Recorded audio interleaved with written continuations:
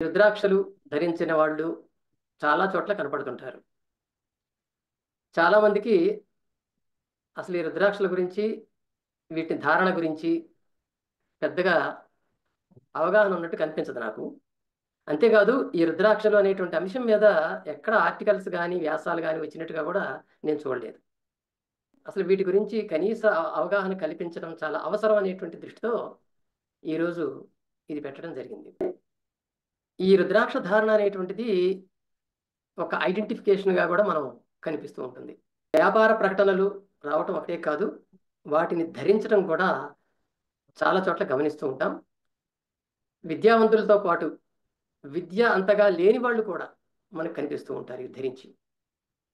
వాటి మీద అంత నమ్మకం ఈవేళ జనంలో ఉంది. వాటి గురించి రకరకాలుగా కీర్తించడం కూడా మనం చూస్తాం. రుద్రాక్షలు ధరించిన తర్వాత నాకు ఆ మంచి జరిగింది, ఈ మేలు జరిగింది, ఇదిగో ఇలా కలిసి వచ్చింది, ఇలా ఆరోగ్యం నాకు కుదిరిపడింది, ఇలా చెప్పేవాళ్ళు కూడా మనకు కనిపిస్తూ ఉంటారు. దీనివల్ల ఆ రుద్రాక్షల మీద మరింత నమ్మకం అమాయక జనంలో పెరగటం, వాళ్ళు కూడా కనీసం చేతికి ఒక రుద్రాక్షనే కట్టుకుందాం, మెడలో ఒక రుద్రాక్షనే వేసుకుందాం, లేదా ఒక హారం కొనుక్కుందాం అని చెప్పి అనుకొని దాని వైపు ఆకర్షితులు అవడం అనేటువంటిది మనం చూస్తున్నాం. ఇవాళ హైదరాబాద్లోనే కాదు, జిల్లా కేంద్రాల్లో కూడా రుద్రాక్షలు అమ్మేవాళ్ళు, ప్రచారం చేసేవాళ్ళు ఉన్నారు అనేది గమనిస్తే ఈ వ్యాపారం ఏ విధంగా డెవలప్ అవుతుంది అనేటువంటిది మనం అర్థం చేసుకోవచ్చు. ఇదంతా కూడా కేవలం అమాయకత్వం మీద ఆధారపడి లేదా వంచాలనేటువంటి దృష్టితో అవతల మనిషిని ఏ రకంగానైనా మన మాటలతో వంచి అతని నుంచి మనకు కావాల్సిన వ్యాపారం చేసుకుందాం అనే దృష్టితో కానీ జరుగుతూ ఉంటుంది. అంతేగాని వాస్తవాల దృష్టితో కాదు. సామాన్యంగా ఎవరు ధరిస్తుంటారు అంటే శివభక్తులు ఎక్కువగా మనకి కనిపిస్తారు. శివుడి పట్ల ఆరాధనా భావం కలిగినటువంటి వాళ్ళు ధరిస్తారు. ఎందుకంటే రుద్రాక్షలు అనే పేరులోనే రుద్ర అనేది ఉంది కాబట్టి. వాళ్ళు ఏం చెప్తుంటారు, ఎందుకు ధరిస్తున్నాం అంటానికి, ఇదిగో ఇది ధరిస్తే శివుని యొక్క కృపకి పాత్రులు అవుతాము, మనకు వచ్చేటువంటి కీడు మొత్తం తొలగిపోతుంది, ఆరోగ్యం కుదుటపడుతుంది, ఆరోగ్యాలు సంప్రాప్తి చెందుతాం, అంటే ఆరోగ్యం ప్రాప్తిస్తుంది, సంపదలు మనకి లభిస్తాయి అని వాళ్ళు చెప్తూ ఉంటారు. వైష్ణవ భక్తి కలిగిన వాళ్ళైతే తులసి మాల ధరిస్తూ ఉంటారు, శాలిగ్రామాలు కూడా ధరిస్తూ ఉంటారు. విచిత్రం ఏంటంటే రుద్రాక్షలు ధరించేవాళ్ళు, రుద్రాక్షలతో చేసిన జపమాలలు ధరించేవాళ్ళు హిందూ ధర్మంలోనే కాదు, క్రైస్తవంలో ఉన్నారు, ముస్లిముల్లో ఉన్నారు, బౌద్ధుల్లో ఉన్నారు.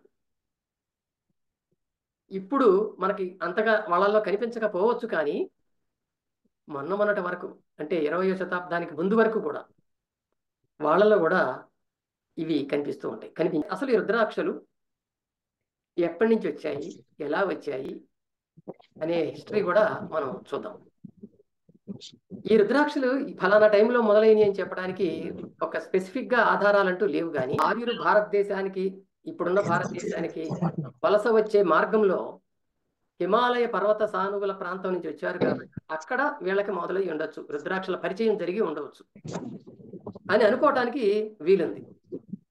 ఎందుకు వీలుంది అట్లా అనుకోవటానికి అంటే, ఆర్యులు మధ్యాసియా ప్రాంతం నుంచి తూర్పు వైపు కదులుతూ నెమ్మదిగా క్రమక్రమంగా హిమాలయాల వైపు ఒక భాగం, చైనా వైపు మరొక కొంతమంది వచ్చారు. హిమాలయాల వైపు వచ్చిన వాళ్ళల్లో కొంతమంది ఏం చేశారంటే మళ్ళీ ఇరాన్ వైపు వెళ్ళారు, ఈజిప్ట్ వైపు వెళ్ళారు. వీళ్ళని చూసినప్పుడు మనకి ఆర్యులు ఎటైతే చీలుతూ పోయారో ఆ అన్ని ప్రాంతాల్లో కూడా రుద్రాక్ష ధారణ మనకు కనిపిస్తుంది. అటు ఇరాన్ ప్రాంతంలో ఎవరైతే పర్షియన్స్ ఉన్నారో, అప్పుడు ఆ కాలంలో పర్షియన్స్ అంటారు వాళ్ళని, వాళ్ళు కానీ ఈజిప్షియన్స్ కానీ, అలాగే చైనీస్ వైపు వెళ్ళినటువంటి వాళ్ళలో కూడా ఈ రుద్రాక్ష ధారణ కనిపించింది. అంటే ఆర్యులు ఇక్కడికి రాకముందే వాళ్ళకి రుద్రాక్షల పరిచయం జరిగింది. హిమాలయ ప్రాంతాల్లో ఎక్కువగా రుద్రాక్షలు మనకు చెట్లు కనిపిస్తూ ఉంటాయి. హిమాలయ పర్వత ప్రాంతాల్లో, గంగా నది మైదాన ప్రాంతాల్లో ఇవి కనిపిస్తూ ఉంటాయి. సో అక్కడే ఈ రుద్రాక్షల ధారణ కూడా బాగా ఎక్కువగా అలవాటైంది. దాని మీద పురాణ రచనలు కూడా జరిగినాయి కాబట్టి పురాణాల్లో కూడా ఈ రుద్రాక్షల గురించి చాలా చోట్ల మనకి ప్రస్తావనలు కనిపిస్తాయి, దీని గురించి గొప్పగా స్తుతించటాలు కనిపిస్తాయి. పురాణ కథలు మనందరికీ తెలుసు. అవి భక్తిని వ్యాప్తి చేయటానికి వచ్చినటువంటి కథలు. 5వ శతాబ్దం తర్వాత నుంచి మొదలై ఆ తర్వాత పెరుగుతూ వచ్చాయి. 14-15 శతాబ్దాల దాకా కూడా పురాణ రచన జరుగుతూనే వచ్చింది. సరే, ఈ పురాణ కథల్లో శివ పురాణాలు కొన్ని ఉన్నాయి, విష్ణు పురాణాలు కొన్ని ఉన్నాయి. ఈ శివ పురాణాల్లో రుద్రాక్ష మహాత్మ్యాల గురించి, రుద్రాక్ష యొక్క గొప్పతనాల గురించి అధ్యాయాలు మనం చూస్తాం. లింగ పురాణం అనేది తీసుకున్నట్లయితే అది శివపురాణమే. అందులో ఈ రుద్రాక్షల గురించి ఒక చాప్టర్ ఉంది.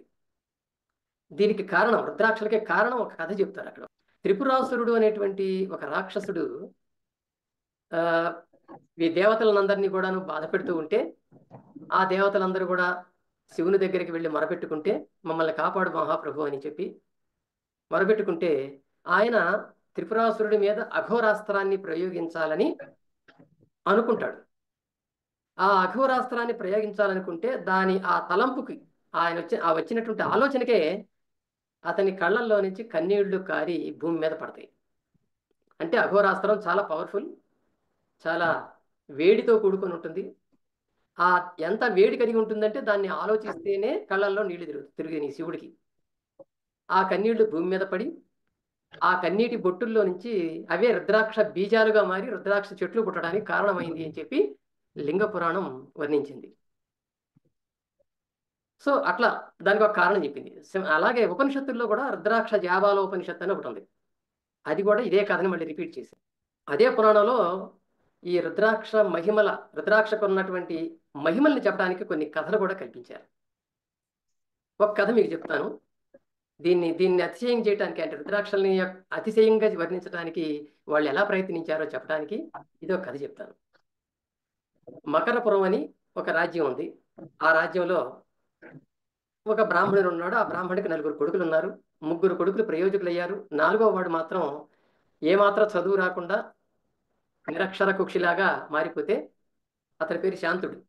మారిపోతే, అరే నీకు చదువు రాదు, ఏం రాదు, పశువులు కాయిపో అని చెప్పి తండ్రి గోవుల్ని ఇస్తే ఆ గోవులు కాసుకుంటూ బ్రతుకుతున్నాడు. పశువులు కాపరిగా బతుకుతున్నాడు. ఒకరోజు ఆ పశువులను తోలుకొని వెళ్ళినప్పుడు పొలంలో ఒక రుద్రాక్ష కనపడింది ఆయనకి.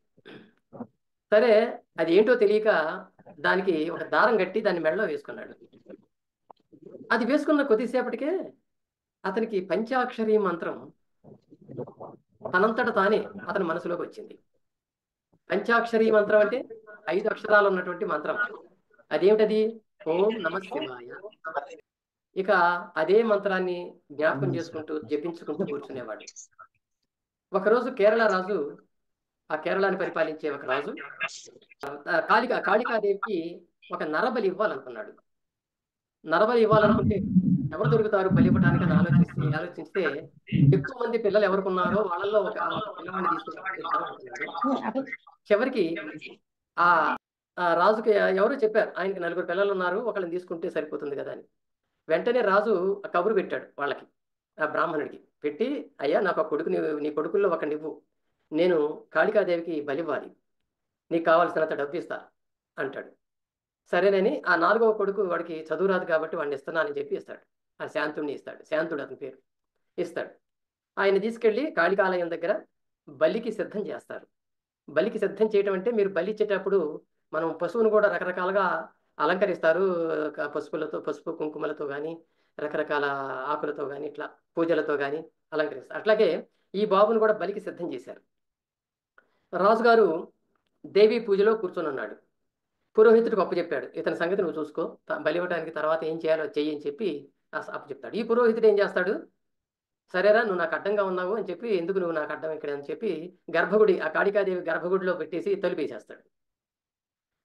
ఇంకా అక్కడ లోపలే కూర్చుంటాడు. పంచాక్షరి మంత్రం చెప్పించుకుంటా కూర్చుంటాడు. కాళికాదేవికి ఆ బాలుడికి చూసి కోపం వస్తుంది. నా గుళ్ళోకి వచ్చావు, నాకు నమస్కారం కూడా చేయలేదు నువ్వు అని చెప్పి కోపం వస్తుంది. అతన్ని చంపాలని చెప్పి మింగబోతున్నది. మింగబోతే ఆయన మెడలో ఉన్న రుద్రాక్ష హఠాత్తుగా దాని నుంచి ఒక వెలుగు వచ్చి ఆ కాళికాదేవి తగులుతుంది. భయపడిపోద్ది. అందులో పంచాక్షరి మంత్రం చేపిస్తున్నాడు. ఇక ఆ కాళికాదేవికి ఈ పిల్లవాడిని చంపడం నా వల్ల కాదు అనేది అర్థమవుతుంది. ఎవరైతే ఈ పిల్లవాడిని లోపలికి పంపారో ఆ పురోహితుడిని పట్టుకొని భస్మం చేసేస్తుంది. ఆ తర్వాత రాజు పూజ అయిపోతుంది, గుడి దగ్గరికి వస్తాడు. వచ్చినప్పుడు కాళికాదేవి ప్రత్యక్షమై, రాజా, ఈ పిల్లవాడు ఎవరనుకున్నావు? పంచాక్షరి మంత్రం తెలిసినవాడు, మరి రుద్రాక్ష ధరించినటువంటి వాడు. ఇతన్ని బలివాలను నువ్వు చూస్తున్నావా? నువ్వు చాలా తప్పు చేస్తున్నావు. ఇతన్ని తీసుకెళ్ళి నీ రాజ్యానికి తీసుకెళ్ళి నీ కూతురినిచ్చి పెళ్లి చేసి రాజుని చెయ్యి. అప్పుడు ఈ రాజ్యంలో ఏమీ జరగకుండా నేను కాపాడుతాను ఈ రాజ్యానికి అని చెప్తుంది. అప్పుడు రాజుగారు సంతోషించి కాళిక ప్రసన్నమైనందుకు ఆ శాంతుడిని తీసుకొని వెళ్ళి తన కూతురినిచ్చి పెళ్లి చేసి రాజుని చేస్తాడు. ఇది కథ. అంటే రుద్రాక్ష మహిమని తెలియజేయడం కోసం చెప్పినటువంటి కథ ఇది. ఇలాంటి కథలు పురాణాల నిండా మనకు కనిపిస్తాయి. నేను ఏదో ఎగ్జాంపుల్ కూడా చెప్పాను. పద్మపురాణంలో 57వ అధ్యాయంలో ఒక కథ ఉంది. అలాగే మంత్ర మహార్ణవం అనే ఒక పుస్తకం ఉంది. దాంట్లో కూడా 158 నుంచి 174 వరకు శ్లోకాల్లో కూడా ఈ రుద్రాక్ష మహిమ వర్ణించబడింది. రుద్రాక్ష జాబాలోపనిషత్తు ఇందాక చెప్పాను, దాంట్లో ఒక అధ్యాయం మొత్తం దీని గురించే ఉంటుంది. శివపురాణంలో విద్యేశ్వర సంహిత అని ఒక విభాగం ఉంది. దాంట్లో 24వ అధ్యాయం అంతా ఇదే ఉంటుంది. దేవి భాగవతంలో 11వ స్కంధంలో కూడా ఇదే ఉంటుంది. అలాగే బ్రహ్మవైవర్త పురాణంలో కూడా రుద్రాక్ష మహిమలి అన్నీ ఇన్ని కావని చెప్పి వర్ణిస్తారు. ఇలా ఇవన్నీ కూడా పురాణాల్లో మనం చూస్తున్నటువంటి అనేక విషయాలు రుద్రాక్ష గురించి ఉంటాయి. రుద్రాక్షలు దేనిలో చెప్పినా, ఏ కథల్లో చెప్పినా సరే శివభక్తిని చాటుతాయి. శివభక్తిని, శివుడు చాలా గొప్పవాడు. అతను ఈ రుద్రాక్ష ధరిస్తే చాలు ఎన్ని పాపాలు చేసినా విముక్తి చేస్తాడు అని చెప్పడం కనిపిస్తుంది. నిజానికి ఆలోచిస్తే శివభక్తి కోసమే రుద్రాక్ష రాలేదు అనేది మనం అర్థమవుతుంది. తర్వాత శివుడి భక్తులు సొంతం చేసుకున్నారు. కానీ వేదకాలంలోనే కొందరు మనకి జపమాలలు ధరించినటువంటి వాళ్ళు కనిపిస్తారు. అది యజుర్వేద కాలం తర్వాత వాళ్ళు ఇంకెక్కువ మనకి వస్తారు. ఋషులు, మునులు పేరుతో చేతిలో రుద్రాక్షమాలలు ధరించి కమండలం చేతబట్టుకొని త్రిదండాన్ని పట్టుకొని కనిపించే ఋషులు మనకి సినిమాల్లో కనిపిస్తుంటారు. అనేక చోట్ల చూస్తుంటాం వాళ్ళని. వాళ్ళ చేతుల్లో ఖచ్చితంగా రుద్రాక్షమాల ఒకటి ఉంటుంది. ఆ రుద్రాక్షమాల దేనికి ఉంటుంది? అది జపం చేయడానికి దాన్ని వాడతారు. దాన్ని జపమాల అని కూడా అంటారు. చేతిలో రుద్రాక్షలతో కూడినటువంటి ఒక దండ చేతిలో ఉంటే దాన్ని ఒకే మంత్రాన్ని పదే పదే జపించటం కోసం ఆ జపమాలను వాడతారు వాళ్ళు. జపం అనే పదానికి కూడా అర్థం ఏంటంటే ఒకే పదాన్ని పునః పునః మళ్ళీ మళ్ళీ మళ్ళీ మళ్ళీ మననం చేయటం. దాన్ని జపం అంటారు. తపము వేరు, జపం వేరు. తపస్సు అంటే తపింప చేయటం, అంటే శరీరాన్ని శుష్కింప చేయటం. నిద్ర, ఆహారం లేకుండా, పానీయం నీరు లేకుండా శరీరాన్ని క్రమంగా శుష్కింపజేసి తన యొక్క భక్తిని ప్రదర్శించటం. జపము అంటే తనకు నచ్చిన పదే పదే ఉచ్చరించటం. ఎన్నిసార్లు ఉచ్చరించాలి? తను కోరుకున్నన్ని సార్లు. అది ఎలా ఉచ్చరించాలంటే అది నిజానికి పైకి ఎవరు ఉచ్చరించరు, లోపల లోపల అనుకుంటారు. అయితే లోపల లోపల అనుకోవటానికి ఎన్నిసార్లు ఉచ్చరించాడో తెలుసుకోవటానికి మార్గం ఏమిటి అంటే అప్పుడు ఈ జపమాల. ఈ జపమాలలో చిన్న చిన్న రుద్రాక్షలు ఉంటాయి, పెద్ద రుద్రాక్షలు మనకి ఉంటాయి. కొంచెం అంటే మనకి మనకి రేగుపండు గింజ ఉంటుంది చూసారా? ఆ రేగుపండు గింజంత రుద్రాక్షలు ఉంటాయి. వాటికన్నా పెద్దది ఒకటి ఉంటుంది. వాటితో జపమాల తయారు చేస్తారు. ఈ జపమాలలన్నీ కూడా 9 గణాంకాలతో ఉంటాయి. 9 నుంచి స్టార్ట్ అవుతాయి. 9, 18, 27, 36, 45, 54, 63, 72, 90. మొత్తానికి 9 గణాంకాలతో ఉంటాయి. ఎందుకు ఉంటాయి అంటే 9 అనేటువంటిది ఒక పవిత్ర సంఖ్య, పవిత్రమైన అంకెగా భావించారు పూర్వం. 3, 6, 9 ఈ 3 అంకెలు ఆర్యులకి చాలా పవిత్రమైనవి. వీటి గురించి మరొకసారి సంఖ్యల గురించి ఇంకో క్లాస్ పెట్టుకుందాం. కనుక అంటే న్యూమరాలజీ మీద ఒక క్లాస్ పెట్టుకుందాం, అందులో చెప్తాను. ఈ 9 సంఖ్యతో ఉంటాయి జపమాలలు. అందువలన చిన్న చిన్న రుద్రాక్షలు 8 అయిన తర్వాత 9వది పెద్దది ఉంటుంది. అట్లా ఎన్ని ఉంటాయి ఒక మాలలో రుద్రాక్షలు అంటే ఇందాక నేను చెప్పినటువంటి నంబర్స్లో ఎన్నైనా ఉండొచ్చు. కానీ ప్రతి 8 రుద్రాక్షలు మామూలుగా ఉంటాయి, ఒకటి మాత్రం పెద్దదిగా ఉంటుంది, 9వది పెద్దదిగా ఉంటుంది. ఎందుకు పెడతారంటే దాన్ని కుడి చేతితో జపించేటప్పుడు ఆ నంబర్ చెప్పేటప్పుడు పెద్ద రుద్రాక్ష ఎప్పుడైతే చేతికి వస్తుందో అప్పటికి 9 అయిపోయినట్టు. 9 అయిపోగానే ఎడం చేత్తో ఎడం చేయి ఏదైతే త్రిదండం ఉంటుంది కదా, కింద ఎడం చేయి కింద పెట్టుకునేటువంటి ఒక ఆధారం చెక్క ఉంటుంది కదా, కర్ర. ఆ కర్ర మీద ఇంకొక చెయ్యి ఉంటుంది.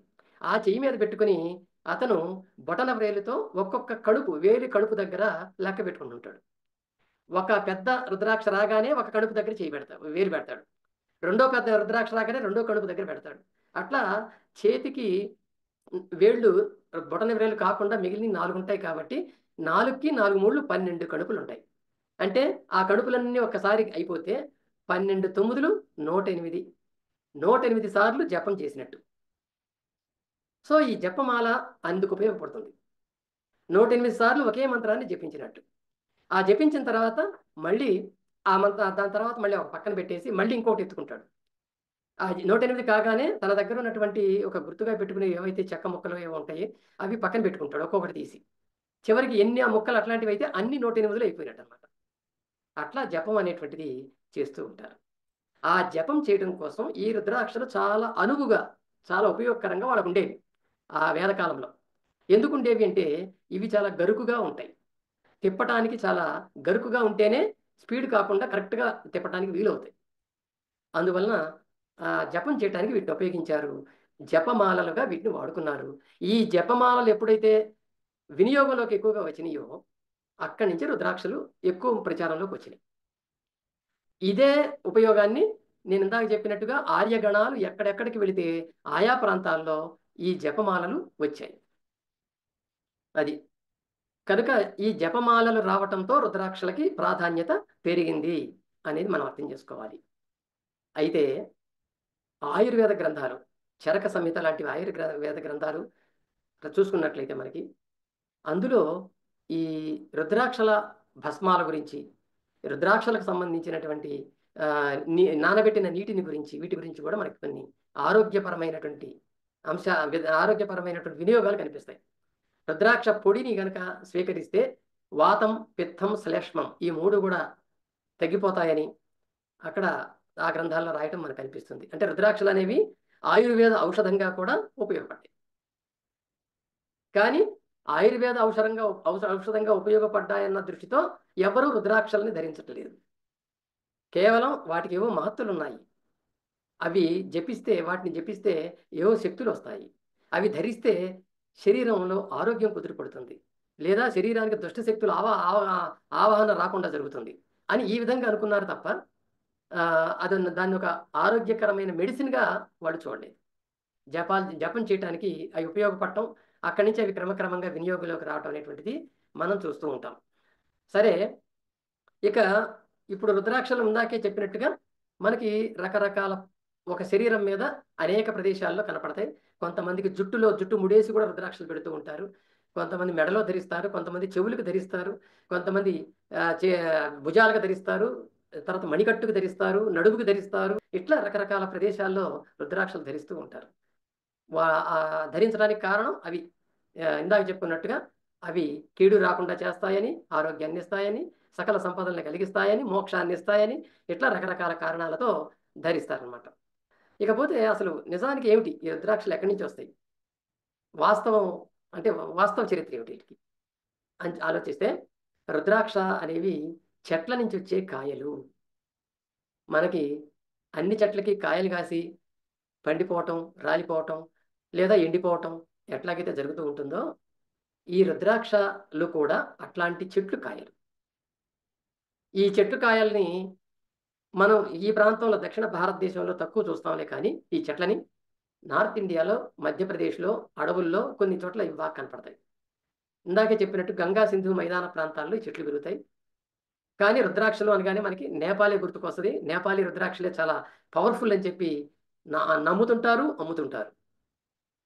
మిగిలిన మన ఇండియాలో దొరికేవంటే తీసుకోరని చెప్పి నేపాలీ రుద్రాక్షలు అంటారు. నిజానికి ఈ వృక్ష శాస్త్రంలో ఈ రుద్రాక్ష చెట్లని ఎలియోకార్పస్ ఫ్యామిలీకి చెందిన చెట్లుగా భావిస్తారు. బాటనీ మనం చూస్తే అందులో ఎలియోకార్పస్ ఫ్యామిలీ అనేది ఒకటి ఉంది చెట్లకి. అంటే చెట్ల యొక్క ఆకుల్ని వాటికి ఏ ఋతువుల్లో అవన్నీ కాస్తాయో వాటిని బట్టి కొన్ని చెట్లని ఒక ఫ్యామిలీగా భావిస్తారు. ఆ ఫ్యామిలీకి చెందిందే రుద్రాక్ష కూడా. ఆ ఫ్యామిలీలో దాదాపు 500 పైన రకాల చెట్లు ఉంటాయి. అందులో గ్యానిట్రస్ అనే జాతికి చెందిన దాన్ని, ఒకే ఫ్యామిలీలో అనేక జాతులు మళ్ళీ. అందులో గ్యానిట్రస్ అనే జాతికి చెందింది రుద్రాక్ష. అందుకే మీరు ఇంటర్నెట్లో ఏలియో కార్పస్ గ్యానిట్రస్ అని కొడితే రుద్రాక్ష చెట్టు వస్తుంది. ఇట్లాంటి ఈ గ్యానిట్రస్లో కూడా మళ్ళీ 300 రకాలు ఉన్నాయట. మన దేశంలో అయితే ఒక 20 దాకా ఈ రకాలు ఉన్నాయి. కానీ తూర్పు ఆసియా దేశాల్లో ఇవి చాలా ఎక్కువగా ఉంటాయి. తూర్పు ఆసియా దేశాల్లో జపాన్, చైనా, థాయిలాండ్ వీటితో పాటు Indonesia, Java, New Guinea, Australia, Hawaii ఈ దీవుల్లో ఎక్కువగా ఈ చెట్లు కనిపిస్తుంటాయి, రుద్రాక్ష చెట్లు. నేపాల్ ఒక్కటే కాదు రుద్రాక్షలు అంటే, ప్రపంచంలో చాలా చోట్ల ఈ చెట్లు ఉన్నాయి. అక్కడ చాలా చోట్ల మనకి ఈ రుద్రాక్షలు రావటం, వాటిని వాడటం, వినియోగించడం అనేది జరుగుతూ ఉంది. కానీ అక్కడ ఇంత మహిమ వాటికి ఆపాదించాల ఎవరు కూడా, ఇక్కడ మనం చేసినట్టుగా. ఏలియో అంటే, ఇందాక ఏలియో కార్పస్ ఫ్యామిలీ అని చెప్పాను కదా, ఏలియో అంటే ఆయిల్ అని అర్థం. ఆ లాటిన్ పదం నుంచి వచ్చింది ఈ ఆయిల్ అనేది కూడా. తైలం, తైలం ఇచ్చేటువంటి చెట్లు ఇవన్నీ కూడా. అందువల్ల ఈ కుటుంబాన్ని ఏలియో కార్పస్ ఫ్యామిలీ అని చెప్పి చెప్తూ ఉంటారు. అయితే ఈ చెట్లు సుమారుగా 40 అడుగుల నుంచి 160 అడుగుల ఎత్తు వరకు పెరుగుతాయి. పెద్ద చెట్లే అనమాట. వేప చెట్లు, తర్వాత పెద్ద పెద్ద రావి చెట్లు అంటాం కదా, అది అట్లాంటి చెట్ల లాంటివి ఇవి కూడా పెరుగుతాయి. కానీ ఆ చెట్లకి ఆకు రాలి అప్పుడప్పుడు మనకి మోడుగా కనిపిస్తుంటాయి. కానీ ఈ రుద్రాక్ష చెట్లకి ఆకులు రాలవు, ఎప్పుడు పచ్చగానే ఉంటాయి, ఎవర్ గ్రీన్ అనమాట. ఇక దాని కాండం చూస్తే ఒక 4 అడుగుల వ్యాసం కలిగి ఉంటుంది. 4 అడుగుల వ్యాసం అంటే పట్టుకుంటే, మన చేతులతో పట్టుకుంటే చాలా, మన చేతులు రెండు అమరం, అంత పెద్ద కాండం ఉంటుంది, బలంగా ఉంటుంది. దాని వేళ్ళు భూమి మీదే కనిపిస్తుంటాయి మనకి. అంటే లోపలికి వెళ్తాయి కానీ భూమి మీదనే దాని వేళ్ళు కనిపిస్తుంటాయి మనకి. అక్కడక్కడ కొన్ని చింత చెట్లు కానీ ఎలాంటి చెట్లు భూమి మీదనే మనకి పాకి చాలా దూరం ఉన్నట్టు కనిపిస్తూ ఉంటాయి. అలాగే ఈ చెట్టుకు కూడా ఈ భూమి మీద దాన్ని చూడగానే మనకి ఏమనిపిస్తుంది అంటే, అరే ఇది ఎంత పురాతనమైన చెట్టు, దీని వయసు చాలా ఉంటుంది అనిపిస్తుంది. కానీ మామూలు తక్కువ వయసు ఉన్న చెట్లు కూడా అలాగే పెరుగుతాయి.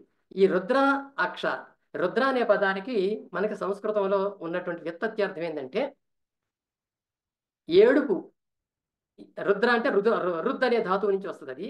రుద్ అంటే రోదనం అని అర్థం, అంటే ఏడుపు అని అర్థం. ఏడుపును కలిగించువాడు అని అర్థం వస్తుంది.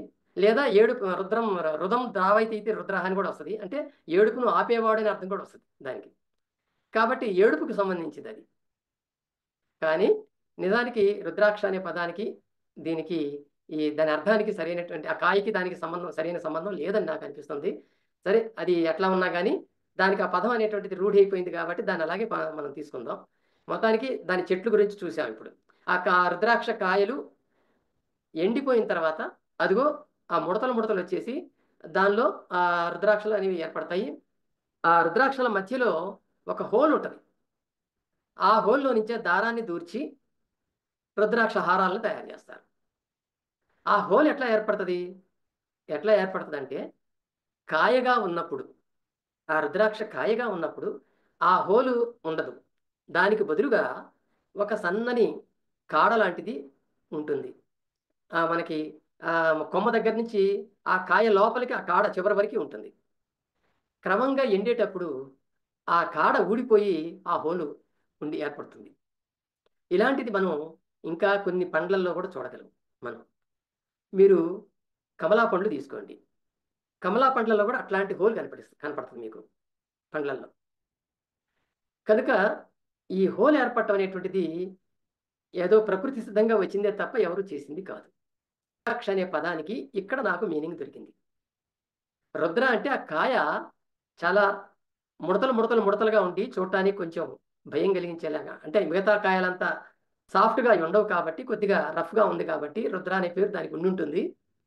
మధ్యలో ఉన్న ఆ రంధ్రం నుంచి ఏదైతే ఒక కాడ వెళ్ళిందో అది అక్షం. అక్షము అంటే ఒక చివరి నుంచి మరొక చివరను కలపటానికి ఉపయోగించే ఏదైనా సరే అది అక్షము. ఇప్పుడు భూమి ఉందనుకోండి, ఉత్తర ధ్రువాన్ని దక్షిణ ధ్రువాన్ని కలిపేదాన్నే అక్షం అంటారు. అట్లాగే దీన్ని కూడా ఒక అక్షం కలుపుతోంది, దాన్ని అక్షం అన్నారు. అందుకని రుద్రాక్ష అంటే ఈ రంగు, అంటే ఈ రఫ్గా ఉన్నటువంటి కాయలో ఉండేటువంటి అక్షము. ఈ రెండింటిని కలిపి ఆ పేరు పెట్టుంటారేమో అని నాకు అనిపించింది. అది తప్పు కావచ్చు, రైట్ కావచ్చు. సరే, ఈ ఎండిపోయిన తర్వాత వీటికి ముడతలు వస్తాయి అనుకున్నాం కదా. ఈ ముడతలు వచ్చాక ఆ ముడతలతో పాటు కలర్ కూడా మారిపోతుంది. అంతకుముందు బ్లూ కలర్లో ఉన్నటువంటి కాయలు, బ్లూ కానీ బ్లాక్ కానీ ఉంటాయి అవి.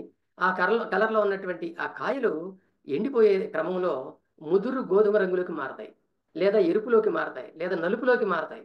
ఒక్కోసారి కొన్నిట్లో ఈ మూడిటి మిశ్రమం కూడా ఉంటుంది. అంటే ఎరుపు, నలుపు, గోధుమ ఈ మిశ్రమం కూడా ఉంటుంది. కనుక ఈ ఎండేటప్పుడు ఆ కాయలకు ముడతలు ఏర్పడతాయి.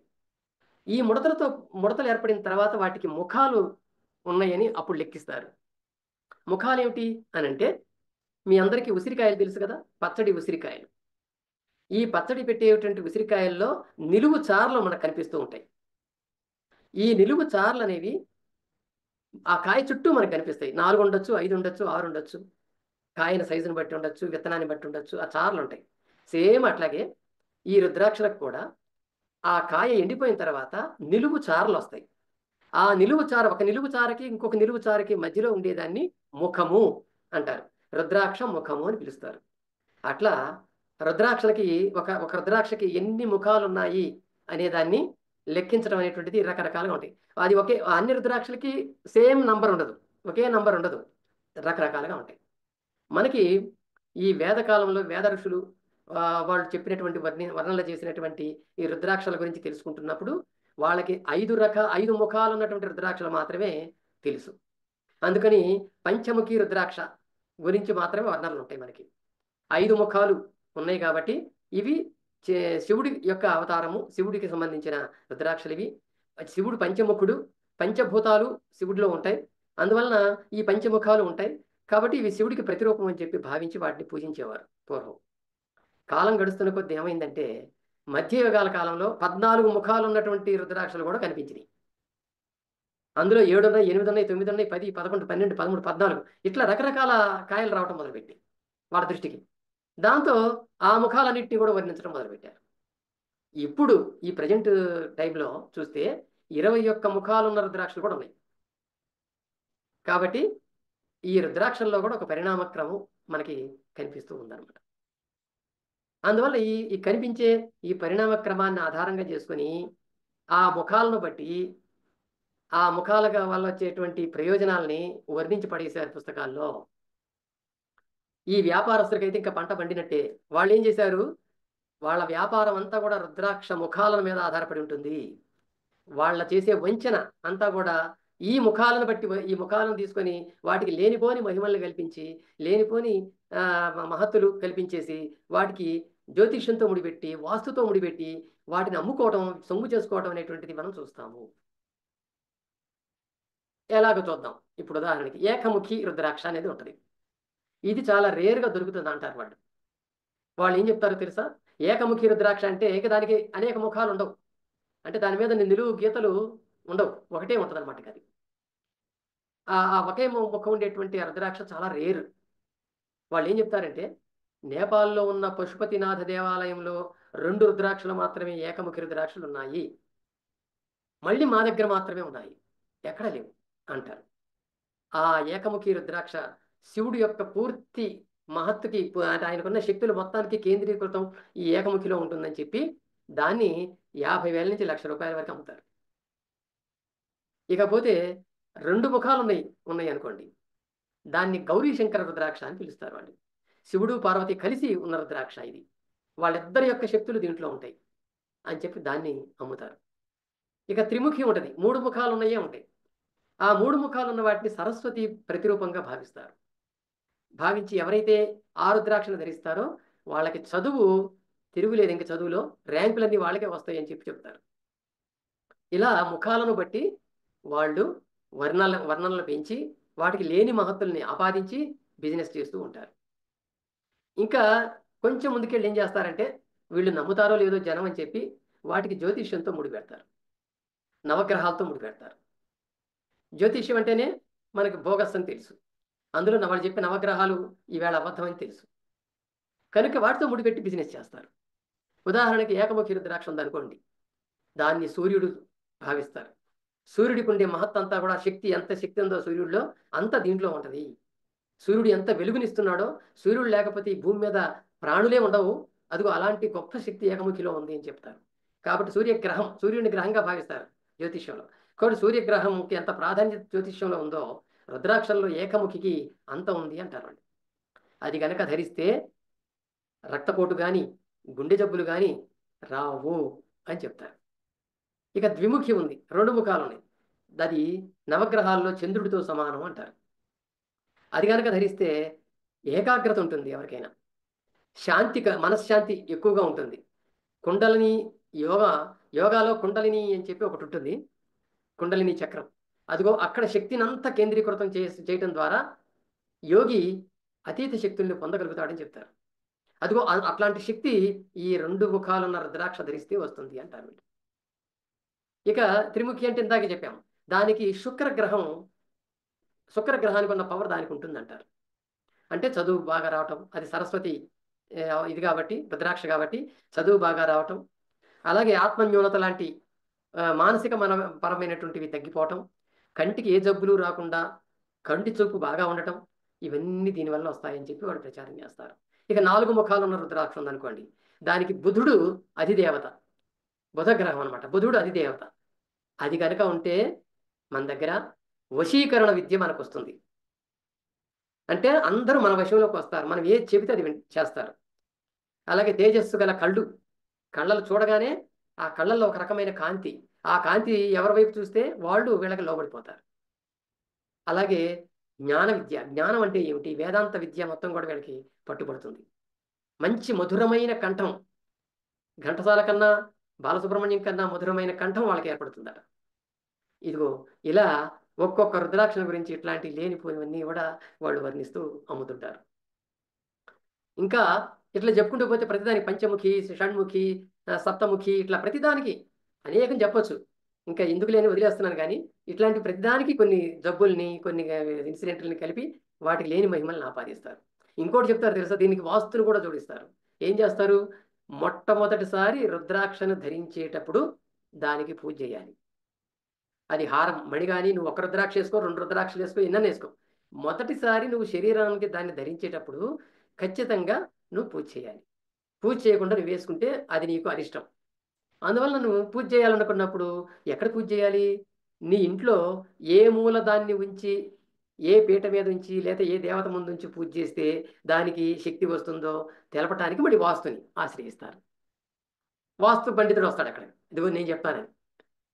వాళ్ళని ఇట్లా రుద్రాక్షకు సంబంధించిన పురోహితులు వీళ్ళంతా ఎవరు, ఆ జ్యోతిష్యులు, ఈ వాస్తు పండితులు, వీళ్ళందరూ కూడా రుద్రాక్షకు సంబంధించినవన్నీ వాస్తు ప్రకారం, జ్యోతిష్యం ప్రకారం సెలెక్ట్ చేస్తారు. వీటి గురించి టీవీ ప్రచారాల్లో వస్తుంది. టీవీల్లో మీరు అడ్వర్టైజ్మెంట్లో రుద్రాక్ష అడ్వర్టైజ్మెంట్లు ఇవన్నీ చెప్తారు, మీరు గమనిస్తూ ఉండండి. ఇంకా వీళ్ళు చేసేది ఏంటంటే, మనకి అన్ని కాయల్లో కవలకాయలు ఉంటాయి.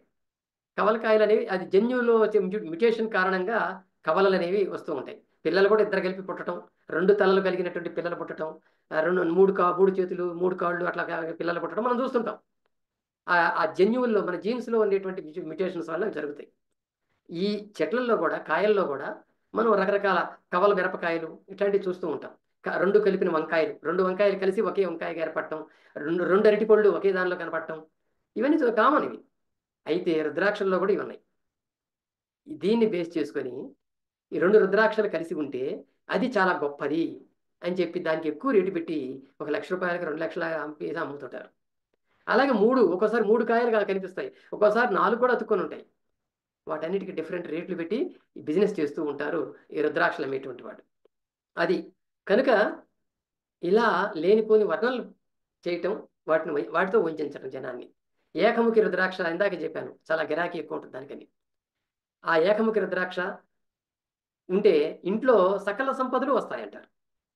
అలాగే పంచముఖి శివుడి యొక్క ప్రతిరూపం అని చెప్పి, నువ్వు పంచముఖి రుద్రాక్షం ధరిస్తే ప్రేతాత్మలు కూడా నిన్నేం చేయలేవు అంటారు. అట్లా చెప్తారనమాట. ర్యాంకులు, నువ్వు ఎంసెట్ ర్యాంక్ వెళ్ళినా, లేకపోతే ఐఐటికి వెళ్ళినా, జేఈకి వెళ్ళినా, దేనికి వెళ్ళినా సరే ర్యాంకులు నీ సొంతం అవుతాయని యూత్ను కూడా అట్రాక్ట్ చేస్తున్నారు.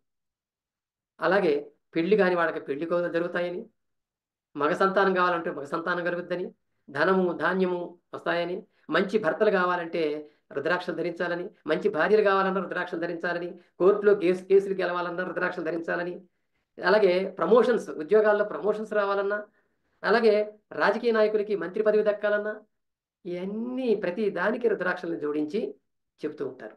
అందుకే మనకి రాజకీయ నాయకుల్లో కూడా మెడల్లో చేతులకి రుద్రాక్షలు కనిపిస్తూ ఉంటాయి. జాగ్రత్తగా గమనించండి మిత్రులారా. కనుక వీళ్ళంతా రుద్రాక్షల మాయల్లో పడిన వాళ్ళు, ఆ బిజినెస్ మాయలో పడినటువంటి వాళ్ళే. ఇంకొకటి చెప్తారు వాళ్ళు తెలుసా, రుద్రాక్షలు సర్వరోగ నివారిణి అంటారు.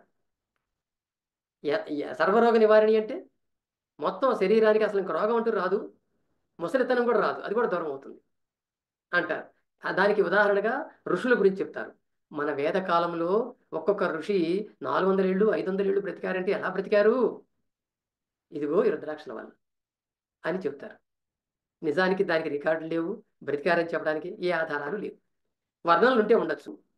ఈ జ్యోతిష్యులు కానీ, వాస్తు కానీ, పండితులు కానీ, వీళ్ళందరూ కూడా వాళ్ళ చెప్పేదాన్ని మంచి సరైనదని చెప్పుకోవటానికి సైన్స్ను ఆశ్రయిస్తున్నారు. వాటికి సైన్స్ను జోడిస్తున్నారు. ఒక సూడో సైన్స్ని తయారు చేస్తున్నారు. సేమ్ రుద్రాక్ష వ్యాపారులు కూడా అదే చేస్తున్నారు. ఈ రుద్రాక్షలన్నిటికీ కూడా విద్యుత్ ఆవేశం ఉంది అని చెప్తున్నారు ఈ మధ్య. విద్యుత్ ఆవేశం ఉంది అంటే విద్యుత్తుని అది స్వీకరిస్తుంది, విద్యుత్తుని విడుదల చేస్తుంది.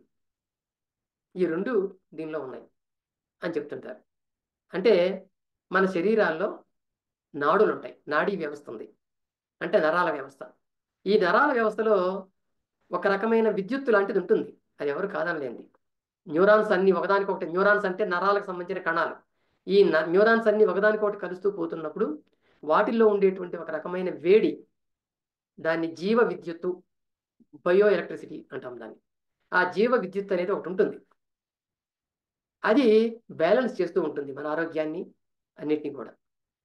వీళ్ళు ఏం చేస్తారంటే దాన్ని తెలుసుకొని ఈ రుద్రాక్షలు కనుక ధరిస్తే ఆ నాడీ వ్యవస్థలో ఉన్నటువంటి విద్యుత్తుని ఇవి కంట్రోల్ చేస్తాయి అంటారు. ఇవి కెపాసిటర్స్ లాంటివి, ఎలక్ట్రికల్ కెపాసిటర్స్ ఉంటాయి చూడండి. ఫ్యానుల్లో కెపాసిటర్ ఉంటుంది, అది ఏం చేస్తుంటుంది, ఫ్యాన్ ఎలక్ట్రిసిటీని కంట్రోల్ చేస్తుంటుంది. లో వోల్టేజ్ వచ్చినా హై వోల్టేజ్ వచ్చినా అది కంట్రోల్ చేస్తూ ఉంటుంది. సో నీ శరీరంలో ఈ నాడీ వ్యవస్థ ద్వారా వచ్చేటువంటి అధికమైన వేడిని కానీ తక్కువ దాన్ని కానీ కంట్రోల్ చేస్తూ నీ శరీరాన్ని ఎప్పుడు బ్యాలెన్స్గా ఉంచుతుంది అని చెప్తారు వాళ్ళు. అంతేకాదు, అట్లా చేయటం వల్ల నీకు చర్మ వ్యాధులు కానీ, నిద్ర లేకపోవటం కానీ, గుండెపోట్లు రావటం కానీ, నీకు వంధ్యత్వం రావటం కానీ, నపుంసకత్వం రావటం కానీ, చిరాకు రావటం కానీ, ఇట్లాంటివి ఏమి ఉండవు. అది కంట్రోల్ చేస్తుంది అని దాన్ని సైన్స్కు జోడించి చెప్తున్నారు. ఈ సైన్స్ గురించి తెలియని కాలంలో ఈ రుద్రాక్షలకు ఇటువంటి దాన్ని ఆపాదించలే ఎవరు. ఇతర మనం ఆ రుద్రాక్ష జాబాలోపనిషత్తు చూశాను నేను, వాటిల్లో కూడా ఎక్కడ అసలు దీని ప్రసక్తే లేదు, ఈ విద్యుత్ ఆవేశం ప్రసక్తే లేదు. సైన్స్ వచ్చిన తర్వాత దీన్ని జోడించారు. ఇకపోతే ఇంకోటి చేశారు, దానికి అయస్కాంత తత్వం ఉంటుంది దీనికి అన్నారు. అంటే అయస్కాంతం ఎట్లాగైతే రెండు ధృవాలుండి, సౌత్ నార్త్ రెండు ధృవాలుండి వస్తువులను ఆకర్షిస్తుందో, అలాగే ఇది కూడా ఈ వీటికి కూడా ఆ శక్తి ఉంది అంటారు. ఎందుకంటే పాజిటివ్ నెగిటివ్ అని రెండు ఉంటాయి, ప్లస్ మైనస్ అయస్కాంతంలో. ఆ రెండు కలిసినప్పుడే మనకి వస్తువుని అయస్కాంతం లాక్కుంటుంది. కరెంటు కూడా అంతే, కరెంటు కూడా అయస్కాంతం లాంటిదే, దానిలో కూడా పాజిటివ్ నెగిటివ్ రెండు ఉంటాయి. ఆ రెండు కలిసినప్పుడే బల్బు వెలుగుతుంది మనకి. సో ఈ సైన్స్ వచ్చిన తర్వాత, ఇది విషయాలు తెలిసిన తర్వాత ఈ రుద్రాక్ష బిజినెస్ పీపుల్, ఈ వ్యాపారులు ఏం చేశారంటే, రుద్రాక్షకు కూడా రెండు ఉన్నాయి కదా, ఒక కాయ ఉందనుకోండి, దానికి పై భాగం ఉంటుంది, కింద భాగం ఉంటుంది. అందులో మధ్యలో హోల్ ఏదైతే ఉందో, ఆ అక్షం ఏదైతే ఉందో లోపల, దానికి పైన కింద, పైన ధన విద్యుత్ ఉంటుంది, కింద రుణ విద్యుత్ ఉంటుంది. కాబట్టి పైది పాజిటివ్, కిందది నెగిటివ్.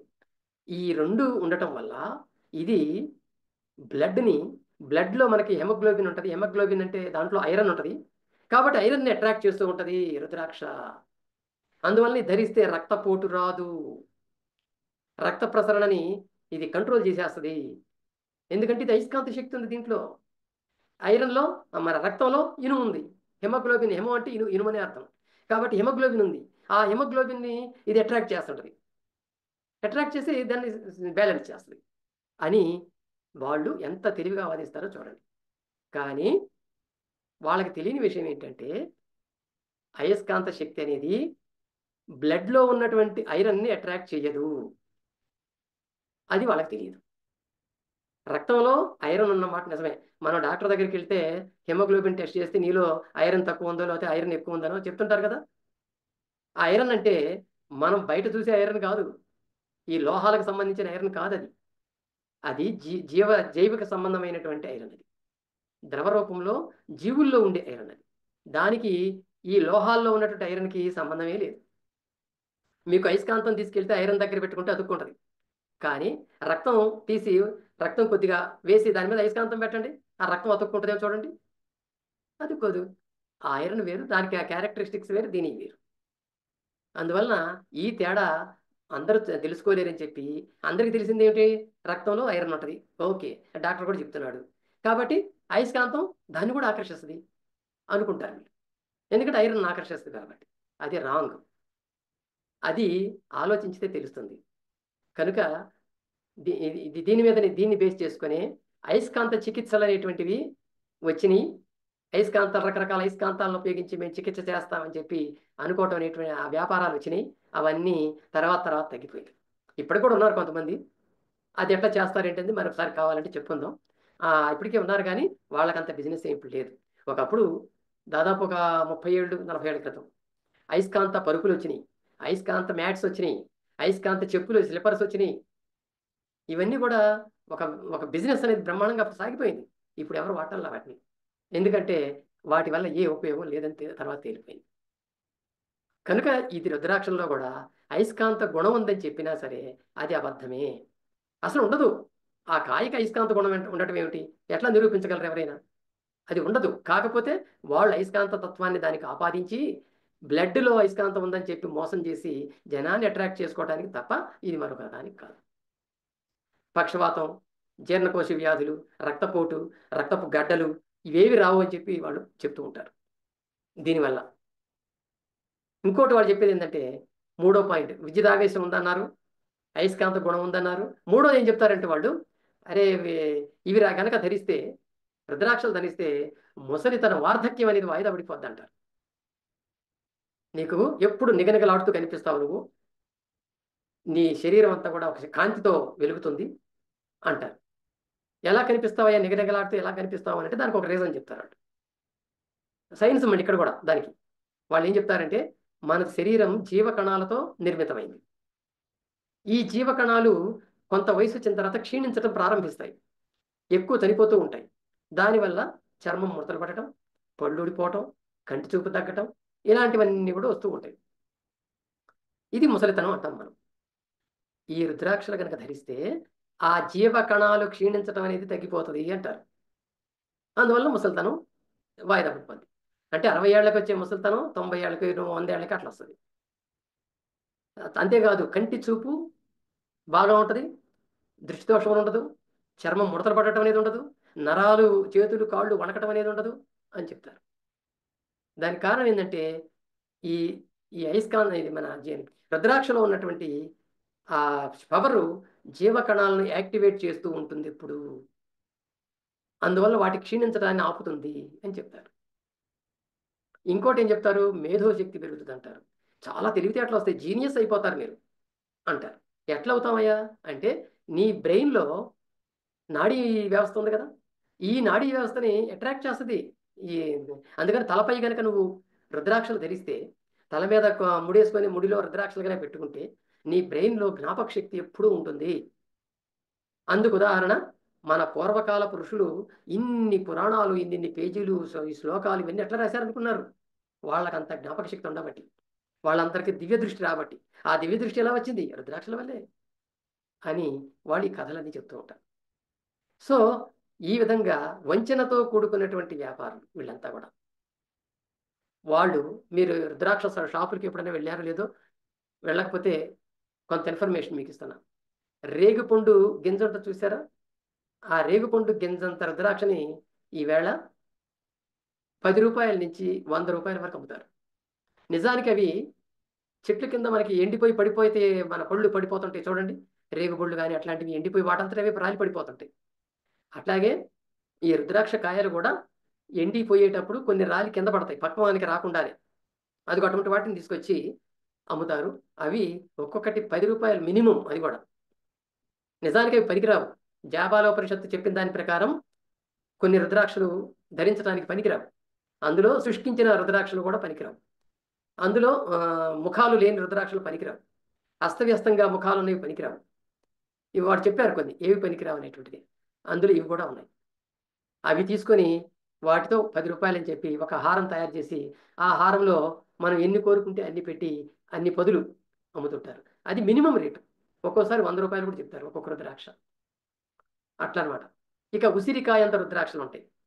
ఈ ఉసిరికాయంత రుద్రాక్షలు అయితే 50 రూపాయల దగ్గర నుంచి 40,000 రూపాయల వరకు ఉంటుంది వాటి రేటు, వాటి ముఖాలను బట్టి. మినిమం తక్కువలో తక్కువ పనికిరాదు ఇది అనుకున్నది 50 రూపాయలు. ఏది నేను చెప్పే రేట్లన్నీ కూడా నేను స్వయంగా ఒక షాపుకి వెళ్ళి కనుక్కొని తెచ్చిన వివరాలు ఇవన్నీ. కనుక ఆ 40,000 రూపాయల వరకు ఆ ముఖాలను బట్టి, పంచముఖాలు, సప్తముఖాలు, అష్టముఖాలు, ఈ ముఖాలను బట్టి వాటికి రేట్లు ఎక్కువ ఉంటాయి. ఈ రుద్రాక్ష వ్యాపారం ఒక్క ఇండోనేషియాలోనే, ప్రపంచంలోనే అత్యధిక రుద్రాక్ష వ్యాపారం జరిగే దేశం ఏదయ్యా అంటే ఇండోనేషియా. ఆ ఇండోనేషియాలో ఏటా 300 కోట్ల రూపాయల బిజినెస్ జరుగుతుంది రుద్రాక్షలతో. నేపాల్లో 200 కోట్ల రూపాయల బిజినెస్ జరుగుతుంది. మనకి టైమ్స్ ఆఫ్ ఇండియా ఇచ్చినటువంటి డేటాని బట్టి చూస్తే ఇండియాలో ప్రతిరోజు ఆన్లైన్లో $2,000 వ్యాపారం జరుగుతుందట. ఆన్లైన్లో రుద్రాక్షల వ్యాపారం అంటే సుమారుగా ఏడాదికి ఒక 7-8 కోట్లు ఉంటుంది దాని ఖరీదు. అంత వ్యాపారం జరుగుతుంది. ఇంకా ఇవి డిఫరెంట్ పద్ధతుల్లో అమ్ముతుంటారు. వాటిని హారాలుగా చేసి అమ్ముతారు, విడివిడిగా అమ్ముతారు, వాటికి బంగారాన్ని వెండిని తాపడం చేసి అమ్ముతారు. వాటి రేట్లు వేరే ఉంటాయి మళ్ళీ. ఉదాహరణకి అంటే మనకి ఏకముఖి దగ్గర నుంచి 21 ముఖాలు ఉన్నటువంటి రుద్రాక్షల వరకు ప్రతిదీ దాంట్లో ఇమిడి ఉండాలి అంటే, ఒక హారంలో ఉండాలి అంటే 5 లక్షల రూపాయలు ఉంటుంది ఆ హారం. ఏకముఖి, ద్విముఖి, త్రిముఖి, చతుర్ముఖి ఇవన్నీ ఉంటాయి దాంట్లో. దాన్ని ఇంద్రమాల అని పిలుస్తారు. ఆ ఇంద్రమాల హారం కొనాలంటే 5 లక్షల రూపాయలు. వాటికి మళ్ళీ మధ్య మధ్యలో బంగారాన్ని కానీ వెండిని కానీ పూసల్లాగానో లేదా వాటి చుట్టూ అందం కోసం తాపడం చేస్తేనో అమ్మితే మళ్ళీ వాటికి రేటు వేరే ఉంటుంది. ఇట్లా రకరకాల మాలలు అనేవి మనకి కనిపిస్తాయి. కంఠమాల అని ఒకటి ఉంది, అందులో 54 రుద్రాక్షలు ఉంటాయి. కార్తికేయ మాల అని ఉంది, 36 ఉంటాయి. నక్షత్రమాల ఉంది, 27 ఉంటాయి. నవగ్రహమాల ఉంటాయి, 9 ఉంటుంది. శిలమాల అని ఉంది, 3 ఉంటాయి. ఇట్లా నారాయణమాల 5 ఉంటాయి. గౌరీమాల, సరస్వతిమాల, గణేషమాల, ఇట్లా రకరకాల పేర్లు పెట్టి మాలల్ని అమ్ముతూ ఉంటారు మనకి మార్కెట్లో. అది కాబట్టి బిజినెస్ అనేటువంటిది కేవలం ఒక రుద్రాక్షలు, ఆ చెట్టు కాయలు, ఎన్నో రకాల చెట్టు కాయలు మనకి ప్రపంచంలో ఉన్నాయి. వాటికి వేటికి లేనటువంటి ఒక డిమాండ్ని కృత్రిమంగా క్రియేట్ చేసి అమ్మడం అనేటువంటిది మనం రుద్రాక్ష విషయంలో చూస్తాం. అంతేకాదు వీటి కులాలను తగిలించారు రుద్రాక్షలకి. మళ్ళీ బ్రాహ్మణులు అయితేనేమో తెలుపు రుద్రాక్షలు వాడాలట, క్షత్రియులు ఎరుపు, వైశ్యులైతే ఆకుపచ్చ, శూద్రులైతే నలుపు. ఇది రుద్రాక్ష జాబాలోపనిషత్తు చెప్తుంది ఈ విషయాన్ని. అందులో 2వ అధ్యాయంలో దీని గురించి ఉంటుంది. అంతేకాదు మిత్రులారా, రుద్రాక్షలను ధరించని వాడు అంటరాని వాడు అని చెప్తే ఎంత దారుణమైనటువంటి కొటేషన్స్ ఇవన్నీ చూడండి. రుద్రాక్ష జాబాలోపనిషత్తు మీరు చదువుకోండి ఎప్పుడన్నా అట్లాంటి ఉపనిషత్తు దొరికితే. సో ఇవన్నీ చెప్పుకుంటే చాలా ఉన్నాయి. కొంతమంది ఈ ఛాదస్తాలని, ఈ రకమైనటువంటి దుష్ప్రచారాలని, ఈ రకమైన స్వార్థపూరితమైనటువంటి వ్యాపార దృక్పథాలని ఖండించారు. హిందువుల్లోనే కొంతమంది ఖండించారు. వివేకానందుడు లాంటి వాళ్ళు, దయానంద సరస్వతి లాంటి వాళ్ళు వీటిని ఖండించారు. అది మనం ఇక్కడ గుర్తించాలి. మీకు ఉదాహరణకి దయానంద సరస్వతి కొటేషన్స్ మీకు కొన్ని చెప్తాను నేను. ఆయన సత్యార్థ ప్రకాశం అని బుక్ రాశాడు. చాలా ప్రామాణికమైనటువంటి గ్రంథం అది. దయానంద సరస్వతికి ఆయన పేరు నిలబెట్టిన పుస్తకం సత్యార్థ ప్రకాశిక. ఈవేళకు కూడా ఆయన అనుసరించేవాళ్ళు, ఆర్య సమాజాన్ని అనుసరించేవాళ్ళు దాన్ని క్రైస్తవులు బైబిల్ ఎట్లాగైతే ప్రామాణికం అనుకుంటారో వాళ్ళు సత్యార్థ ప్రకాశికని ఆ విధంగా అనుకుంటారు. అందులో మన తెలుగు వెర్షన్ కూడా వచ్చింది, తెలుగు వెర్షన్ కూడా ఉంది. 262వ పేజీ తీసి చూసుకోండి. దాంట్లో ఏముందంటే ఆయన చెప్పిన కొటేషన్ ఒకటి ఉంది. కొండొక వృక్ష ఫలబీజములైన రుద్రాక్షలు భస్మము ధరించిన మోక్షము లభించిన ఎడల బూడిదలో పరులు గాడిద ముందగు జంతువులు గురుగింజలను పూసలను ధరించు భిల్లులు పిచ్చుకు గుంటల వాళ్ళు ముక్తి నేల పొందరు. బూడిదలో పొరలాడు కుక్కలు పందులు గాడిదలు ముక్తిని పొందవనటలో ఉచితమేమి అంటాడు. ఒక చెట్టు యొక్క కాయలు నుంచి వచ్చినటువంటి విత్తనాలు అయ్యే రుద్రాక్షలు, లేదా వాటి నుంచి వచ్చిన భస్మం బూడిద, రుద్రాక్ష బూడిద, వీటిని ధరించితే గనక మోక్షం లభించేటట్లయితే బూడిదలో పొరలాడే గాడిద లాంటి జంతువులు కానీ, గురుగింజల్ని పూసల్ని ధరించేటువంటి ఆటవికులు కానీ, పిచ్చుకు గుట్టల వాళ్ళు కానీ వీళ్ళందరూ కూడా మోక్షాన్ని ఎందుకు పొందరు అని అంటాడు ఆయన. అంతేకాదు ఈ శివుడు కన్నీటి నుంచి రుద్రాక్షలు వచ్చాయి అని చెప్పే కథనాన్ని ఆయన ఖండిస్తాడు. ఖండించి ఆహా ఇది ఎంతటి మూర్ఖత అనవలేను, లోకమున ఎక్కడైనా కన్నీటి బొట్టు వృక్షమగున, పరమేశ్వరుడే వృక్ష బీజమును నిర్మించనో దాని నుండియే ఆ వృక్షము, పరమేశ్వరుడు ఏ వృక్ష బీజమును నిర్మించానో దాని నుండియే ఆ వృక్షం ఉద్భవించును, మరి ఒక విధమున కలుగదు. కావున రుద్రాక్షలు భస్మము కమలాక్షలు గడ్డి గాదము ముందగునవి కంఠమును ధరించుట మనుష్యుడు అడవి జంతువుగా వర్తించుట యగును అంటాడు ఆయన. ఆ రుద్రాక్షలు అనేవి కనుక మెడలో వేసుకోనో లేకపోతే ఎక్కడో వేసుకొని ధరిస్తే మనిషి జంతువుగా ఉన్నాడటానికి గుర్తు అంటాడు ఆయన. చూడండి ఎంత ఎంత బాగా ఖండించా, అంటే ఎంత ఫోర్స్ఫుల్గా ఆయన ఖండించాడో చూడండి. ఎక్కడైనా కన్నీటి బొట్టు విత్తనం అవుతుందా, ఆ విత్తనం నుంచి చెట్టు వస్తుందా అని ప్రశ్నిస్తాడు. రుద్రాక్షలు భస్మము ధరించే వాళ్ళని చూసి యముడు అతని భటులు దగ్గరికి రారని చెప్పి వాళ్ళు ప్రచారం చేస్తూ ఉంటే దాన్ని చూసి ఒక మాట అంటాడు ఆయన. రుద్రాక్షలు భస్మము ధరించే వాళ్ళని చూసి యమదూతలు భయపడితే ఇక్కడ ఈ లోకంలో ఉన్న పోలీసులు కూడా వాళ్ళని చూసి భయపడాలి కదా.